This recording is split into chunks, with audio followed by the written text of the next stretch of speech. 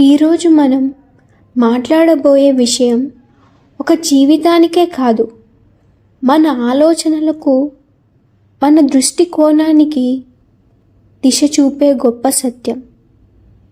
అదే కృష్ణుడు ఎవరు, ఆయన ఎక్కడున్నారు, మనతో ఆయన సంబంధం ఏమిటి?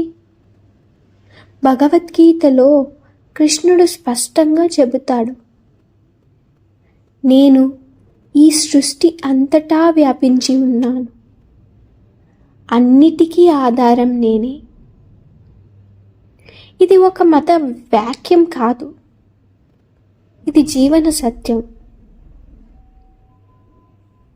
మనకు సాధారణంగా ఒక భావన ఉంటుంది, దేవుడు ఆలయంలో ఉంటాడు, దేవుడు పూజలో ఉంటాడు. కానీ గీత ఏమంటోంది?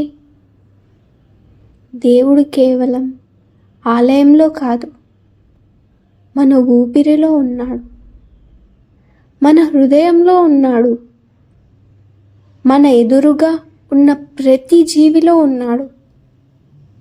సూర్యుడు వెలుగునిస్తాడు, చంద్రుడు చల్లదనాన్నిస్తాడు, వృక్షం ఆక్సిజన్ ఇస్తుంది.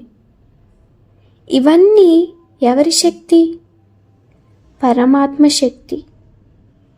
మనకు కనిపించని గాలి ఎలా జీవనాధారమో, అలాగే కనిపించని పరమాత్మ ఈ సృష్టికి ఆధారం.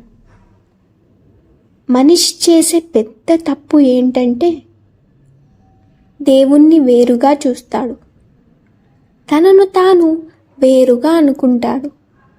అందుకే కోపం, అసూయ, ద్వేషం, అహంకారం ఇవన్నీ పెరుగుతాయి.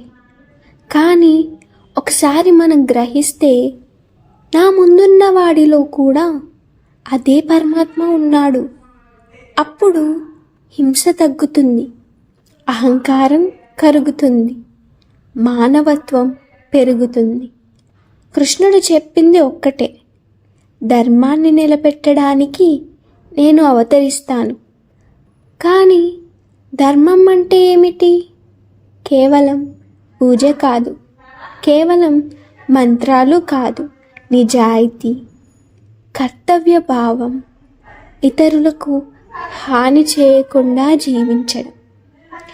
అర్జునుడు యుద్ధం చేయడానికి భయపడ్డాడు, కానీ కృష్ణుడు చెప్పాడు, నీవు నీ కర్తవ్యాన్ని వదలకూడదు, ఫలాన్ని ఆశించకుండా పనిచేయాలి.